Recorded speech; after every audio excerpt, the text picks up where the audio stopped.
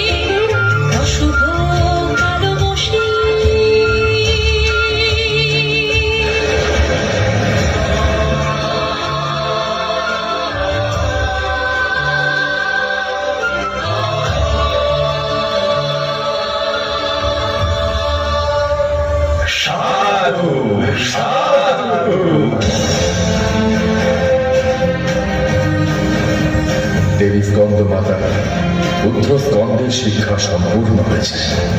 এইবার দেব সেনাপতি রূপে অভিষিক্ত হবে কুমার স্কন্দ। দেব সেনাপতি কার্তিকেয়র অপর নাম স্কন্দ। কুমার স্কন্দের মাতা বলে এই রূপ স্কন্দ মাতা বলেই পরিচিত। দেবী স্কন্দ মাতার চতুর্ভুজা, ইনি সিংহবাহিনী, পদ্ম ফুলের আসনে আসেন। এতক্ষণ ধরে তো দেবীর রুদ্ররূপ, সৃষ্টিকারিণী রূপ, মাতৃরূপ সবই তো শুনলাম সকলে। এবার দেবী, সকলকে বর্ণনা করুন আপনার কাত্যায়নী রূপ। কিভাবে ব্রজের গোপিনীরা কাত্যায়নী ব্রত করে আপনার কৃপায় আমাকে পেয়েছিল। দেবী, বলুন সে কাহিনী, আমিও শুনব। শ্রী মধুসূদন কৃষ্ণ রূপে কি লীলা করেছিলেন গোপিনীদের সঙ্গে। নবদুর্গার ষষ্ঠ রূপ দেবী কাত্যায়নী। এই কাত্যায়নী রূপে আমি গোপিনীদের বিরহ জ্বালা মোচন করেছিলাম। ব্রজধামে গোপিনীরা স্বামী রূপে শ্রীকৃষ্ণকে পাওয়ার জন্য আমার ব্রত করত। ব্রজভূমিতে আমি অধিষ্ঠান করি দেবী কাত্যায়নী রূপে।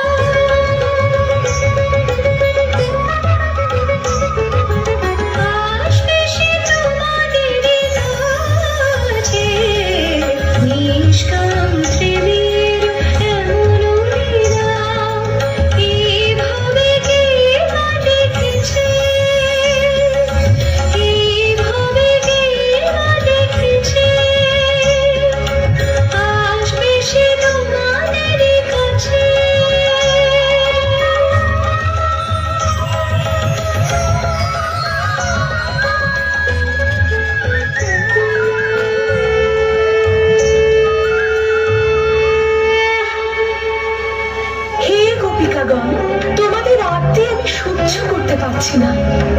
তোমরা নন্দপুত্রের দর্শন পাবে এবং শ্রীকৃষ্ণ তোমাদের সঙ্গে এক মধুর লীলা করবেন। এই বর দিলাম আমি তোমাদের।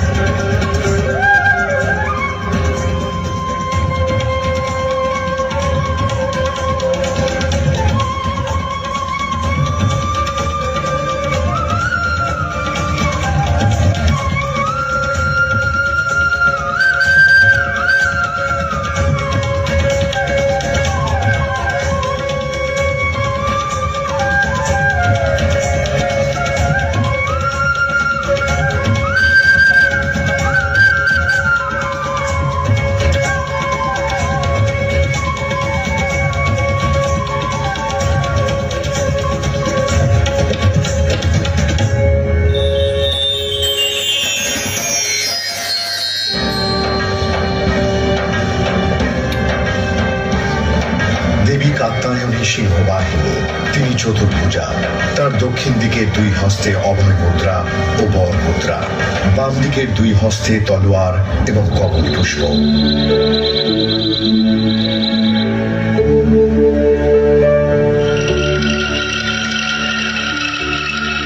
কে এই অপরূপা?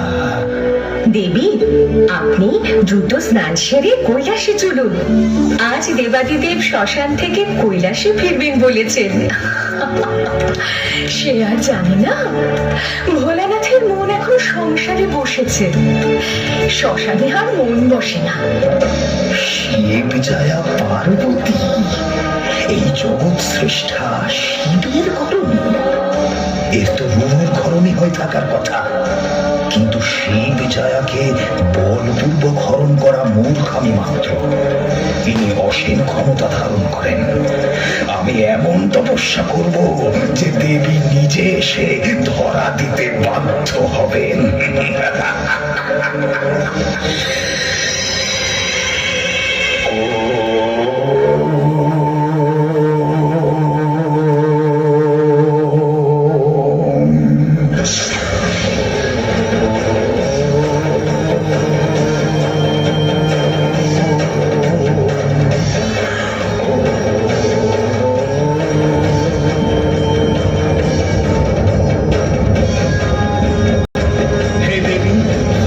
আপনাকে ঘরণী করবে বলে রুরু দৈত্য পর্বত গুহায় প্রবল তপস্যা শুরু করেছে।